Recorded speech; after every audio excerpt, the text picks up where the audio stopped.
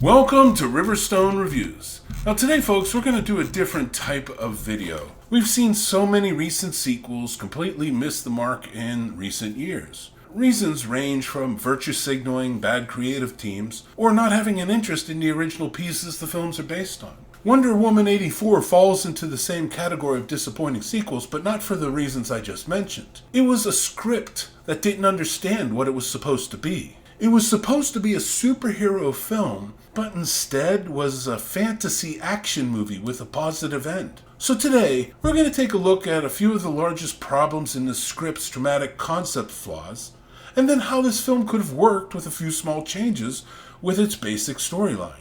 Wonder Woman 84 failed to have a true villain. Both Max Lord and Barbara were good people turned bad, then turned good again. Where Wonder Woman was ultimately a therapist counseling people back to their good sides, to a moment both recanting their misdeeds and returning to the light. Now we know bad people don't suddenly change their ways. Hell, most of us have experienced authentically good people who have struggled with something like drug abuse, which despite how hard they try to change, fall back into the very things that harm their lives. The message adults want in superhero movies is that the good guys or girls have the strength to defeat evil despite all the temptations, hardships, and sacrifices it takes, never giving in to them. That inspires us to be the best of ourselves, to try harder when life gets hard, to do what feels right, not what feels good. But Wonder Woman doesn't inspire that. It's Max Lord and Barbara who must find the strength to change. Does the movie want us to admire them? It's Steve Trevor who tells Wonder Woman over and over his presence is wrong and that she must give him up and that he is willing to die again to help the world. It's Steve making the hard decision, telling her he is willing to die, not Wonder Woman agreeing with him or making the decision on her own. It's Wonder Woman's lasso that shows Max and the world the truth of their lives, not the long speech from Wonder Woman. So the lasso saved the day, not Wonder Woman or her abilities. There's a confused concept of truth in this film. In reality, truth is both good and bad. The miscasting of truth in this movie feels like the director was trying to avoid good and evil and replace it with right and wrong, and cast the truth as right and lies as wrong. But being evil is neither a lie nor wrong. The Joker in Batman's Dark Knight was right in that it was the truth anyone could be pushed into a position to do bad things, even good people. But the death and destruction he caused to reveal that truth and prove he was right was evil. Truth in itself is not important, but which truth we choose to follow and how we respond to the truth is. Now let's discuss the film's most significant problem. Is Wonder Woman the reason the entire world was almost destroyed? And the answer is yes. At the beginning of the movie, some robbers steal an artifact from a smuggling ring, which happens to be a wishing stone, a stone that was to be sold by the smugglers to Max Lord. Now that stone is recovered after Wonder Woman stops the robbers from escaping and taken to the museum where Diana Prince, aka Wonder Woman, works. No one, including Diana, thinks this stone has any real value. Also, she happens to make a wish that brings Steve Trevor back to life while she's holding this stone. Barbara, a co-worker of Diane, also wishes on the stone to be like Diana, and as a result gets Wonder Woman's powers. Max Lord reads in the paper the smugglers' items were recovered by the police and taken to Diana's museum for identification, and goes there to get the stone. If Wonder Woman didn't stop these robbers from stealing the smuggler's wishing stone, the stone would have been lost to Max Lord. And since Diana herself didn't see it as something much of value, the thieves would have also come up to the same conclusion and either sold it cheap or discarded it. In the end, without Diana's interference, the stone would have ended up lost or sitting on someone's shelf. So none of the story would have happened if Wonder Woman didn't break up the crimes at the mall. Barbara wouldn't have gotten Wonder Woman's powers, Wonder Woman wouldn't have started to lose her powers, Steve wouldn't have been brought back to life, and Max would have never gotten a stone to destroy the world. It becomes a very difficult task for a script to make Wonder Woman a hero of a situation she caused. Even if you want to argue that Max Lord would have likely recovered the stone from the thieves and carried out his plan, Barbara wouldn't have gained Wonder Woman's powers, Wonder Woman wouldn't have lost hers, and Steve wouldn't have been brought back from the dead. With full powers, Wonder Woman would either stop Max Lord in the desert, where her failing powers caused him to get away, or at the White House, where Barbara stopped Wonder Woman because she now had Diana's powers. In the end, the result is that Wonder Woman getting involved made the situation worse. Now, the script did unfold as it did, so it's going to be much harder for the story to make Wonder Woman a hero in a situation that she caused. The other problem is she doesn't do anything heroic in this film. It's Barbara who uncovered the past of the stones and reveals the Mayan who has the secret to the stones' past. It's Antelope who stops young Diana from winning when she cheats, not Diana's deciding to give up because she cheated. Steve is the one who finds the information that Max Lord went to Cairo and is the one who flies the jet to Cairo so they get there in time. In the end, Wonder Woman doesn't defeat Max Lord or Cheetah Barbara. They both give up renouncing their wishes. Even Max and the world seeing the truth is because of the lasso, not because of Wonder Woman's speech. The power of the lasso is in the lasso, which any god or Amazon can wield. It isn't a power of Wonder Woman. In the end, it wasn't Wonder Woman's strength, intelligence, or wisdom that saved the world, which is why the climax leaves an empty feeling. It's Max Lord renouncing his wish that starts the process of making things right. But inside, we want Max punished for what he did. But instead, we have to be grateful he decided to do the right thing. At least show him in jail at the end. But no, the last image we have of the main villain is hugging and kissing his chow. Barbara's practically killed a man who accosted her, severely injured White House security, yet at the end of the film,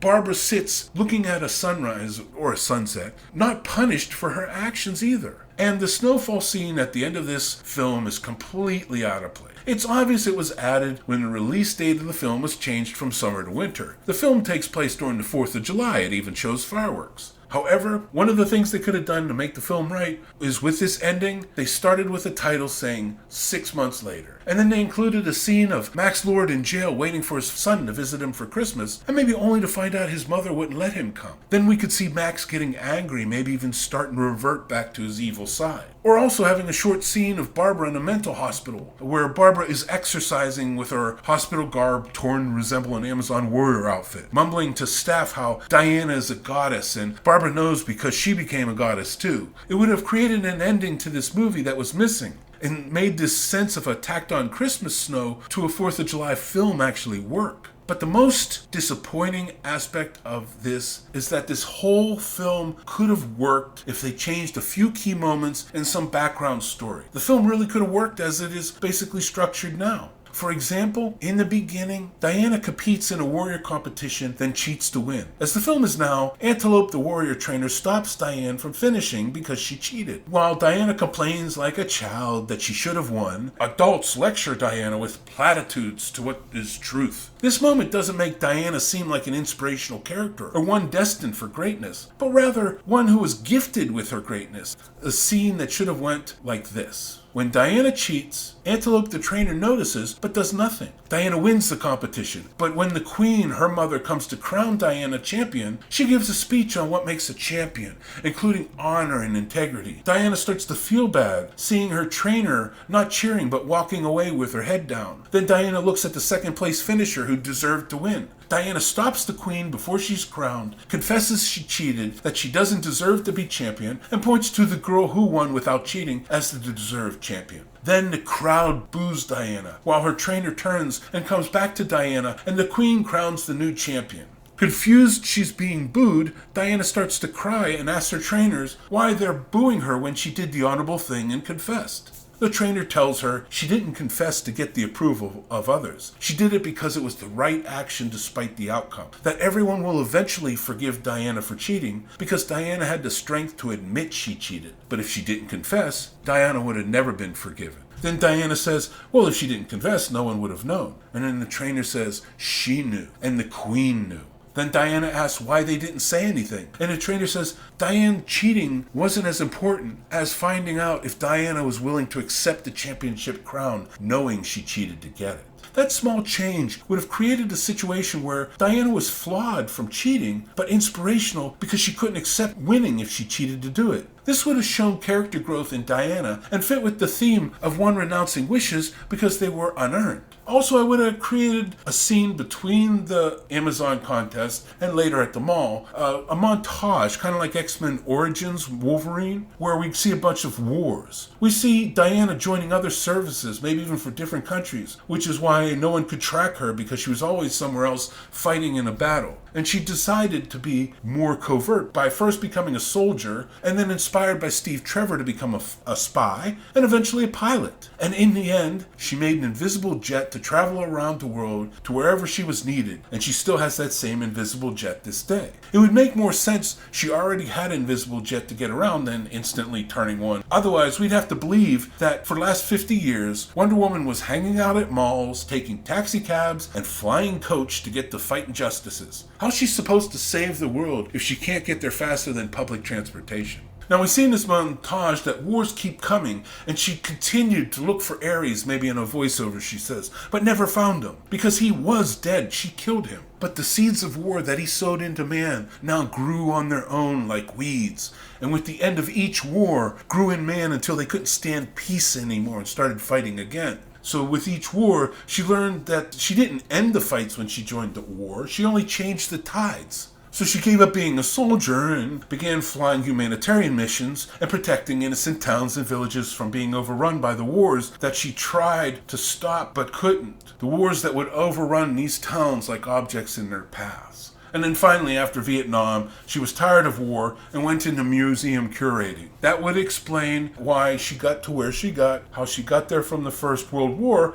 and we've got to see the growth in her over time of what she believed. Another change would be with Steve Trevor. First, anyone who's going to buy into that BS that some critics put out there about taking his body being akin to rape is just stupid and ridiculous. Steve Trevor got into his body by a wish. It was now his body. It would be his body until the day he dies or the wish is renounced. It is now his body to do with what he wishes. It's not like he's controlling that body but a robot and forcing it into doing sexual acts with Diana that he didn't want to. Now, it is a valid question to ask what happened to this man's soul, and could have played that into the script very well. It could have been good to see Steve struggle with the guilt that he realizes this was another person's body with a different life, and that person will no longer live because of what he has now. That Steve originally gave his life to save millions of strangers, so he certainly would feel guilty taking the life of someone for his own pleasure. Also, instead of having stupid moments of Pop-Tarts, pop fashion, and coffee, which by the way in the script seems to forget that coffee existed in World War I, and that Steve was British, so he would want tea instead of coffee, but all that's another issue. Forget the fashion montages or him being awed by escalators. Let's make a real struggle here for Steve. So much has changed from World War I to 1984. He might truly be struggling with those changes. Medicine, science, communication, so many things advanced that might not have even thought possible could make him feel dumb and stupid. That this once intelligent spy would need help to choose the right medicine or turn on a computer. He might struggle with women being able to show so much of their bodies or being outspoken, or have trouble that black people are now icons because black people were far from treated equal during World War I, and it's these struggles that could make Steve feel out of place, even longing for his time. Wonder Woman could realize that her love for Steve, though real, was a product of time in the moment, and that some of his old world views were turning Diana off. That's why she's practically immortal, where decades are a blip. To mortal humans, time moves fast, and in our own lifetimes, we can feel old, out of date, and unable to keep up with change. Now this could hit a climax when they go to fly the invisible jet to get to Cairo. This time, instead of Steve knowing how to fly a modern jet for no logical reason, when they get to her invisible jet, she tries to get in the cockpit to fly, but he demands to be the pilot because of his ego and machoism. But then he realizes he doesn't know what to do when he's in the pilot seat, that his airplane skills are no longer of use in this modern jet. So she has to pilot the jet. But this would be another moment where Steve feels out of date, and Diana sees how it pains him to not be able to fly, something that she knows he loves. So Diana, while loving Steve, realizes that this is not his time, and her selfish wish is a product of the past and not the present. That though Steve loves her, Steve is not happy in this time, and will forever feel guilty that another man lost his life so that Steve could have a second. Therefore, she decides on her own to recant her wish, and not because he tells her over and over it's the right thing to do. The next change I'd make is that with renouncing the wishes. Max could and should be the only one who has to renounce his wish. Because if Max renounces his wish, then every wish he granted would also be undone, because those wishes were granted as part of his wish. This would get rid of the massive story hole that every person in the world has to renounce their wish. And instead, every person in the world would have to live with the truth that they all made these selfish wishes, and those wishes were no longer existing because Max recanted them, not because they did. That embarrassment that they have to face each other knowing their wishes are gone, yet their selfishness was on display for the world to see. It is more likely to make people change for the better than if they just take back their wishes like it was a bad decision and can somehow be absolved of their selfishness just because they renounce a wish. And after Max renounces his wish, the only wishes made by the stone before him were Diana's wish for Steve, which she already recanted, a guy who wished for a cup of coffee who had no idea he made a wish, and Barbara, who didn't renounce. With Barbara still having Wonder Woman's powers, but no longer the apex cheetah because that was granted by Max, the movie ends with the villain still intact. And Barbara even angrier because Wonder Woman bested her and took away her cheetah abilities. But because she is still powerful, Barbara can vow to take revenge on Wonder Woman for taking some of her powers away and making Barbara again feel like an outcast, the same way she felt before she was powerful and was a nobody. In the end, Wonder Woman realizes, the first statement I made at the beginning of this video, that she started events that caused the wishing stone to affect her and Barbara and get to Max Lord. That the world is much more complicated than she ever realized from her Amazon teachings and all the wars that she got involved in. That maybe it's best for the world if she goes back into hiding and waits for the world to need her, instead of